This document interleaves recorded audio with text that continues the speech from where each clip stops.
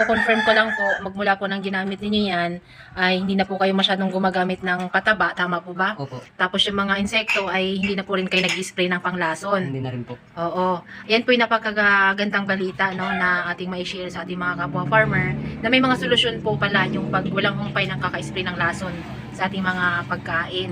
So, good morning, good morning. Narito po tayo ngayon sa Barangay Kasagi. Ayan, bayan ng Santa Cruz Occidental, Mindoro.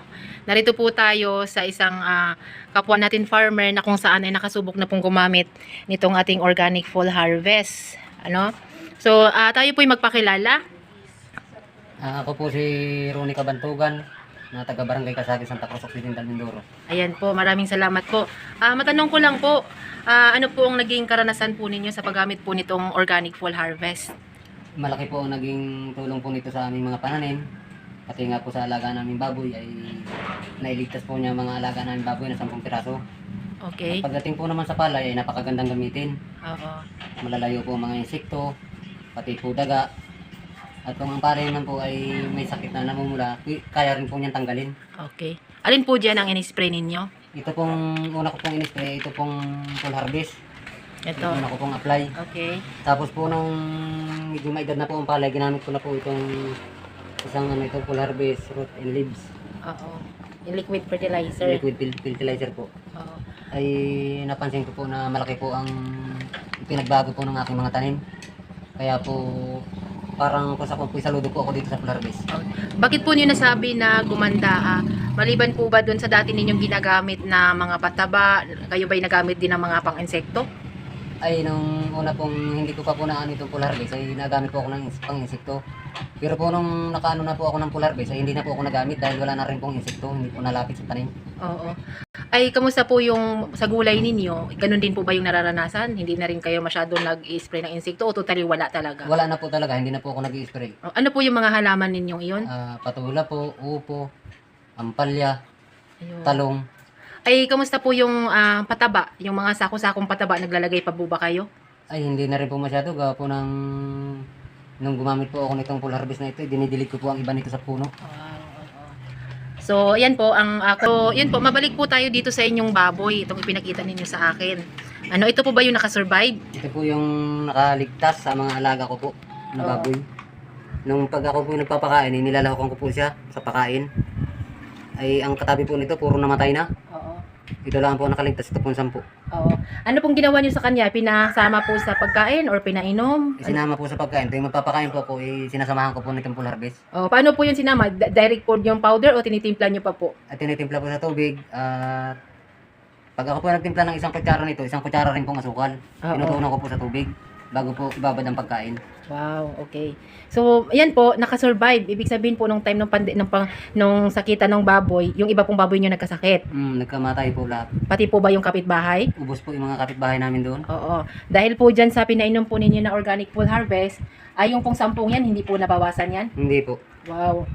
Napakagandang balita po. Ayan. So, maliban po dyan, yung gulay, yung baboy, ay ito naman po, ano po ito? Ito po yung palay na ginamitan ko rin po ng full harvest. Oo. Ito yan yung palay ninyo. Opo. Ayan po, kaganda nga po. Wala pong sakit. Malusog. At saka po ang dahon niya, hindi po berdeng-berde. Oo. Light green lang pero Opo. tuloy-tuloy lang siya. Hindi Tuloy-tuloy po. nagbabago ang kulay. Mm. Oo. So, ayan po, no, kaya po namin kayo tinatanong dahil po yung iba kasi is to see is to believe, Mm. no? At kumbaga, parang at saka na lang sila maniniwala. Pero alam naman din nila na hirap na yung mga gastusin sa pagbubukid. So, masasabi po ba ninyo kung sakaling mawala na po yung synthetic na pataba, yung mga pataba, kung sakaling hindi nyo na gamitin yun, wala na mga lason, makakasustain kayo sa pagiging farmer? Ay, opo, basta po meron ito. Wow, ayan. Basta meron po ng organic full harvest. Ayan. So, ayan po. Kay salo tayo dito. Oo, salo daw po sila. Ayan. Okay lang po yan. Oo. Tapos po ay, ngayon po kasi season naman ng sibuyas. Opo. Oo, yan po yung challenge natin ngayon na mapagtagumpayan po natin. At ito po. Ito po yung ating panlaban doon sa sibuyas ngayon na kung saan ay problemado si sibuyas lalo na pag umulan. No? Kasi yung kadalasan yung iba, hindi naman sila nagpi-prepare ng lupa ng maaga. Hindi po. Tapos yung dayami, hindi po nabulok.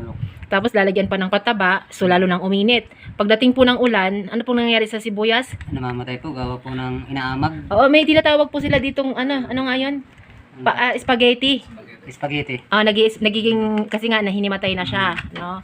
So ayan po, ito po yung bagong challenge natin ngayon, kaabang-abang po ng sa sibuyas kasi marami na po tayong successful niyan na gumamit.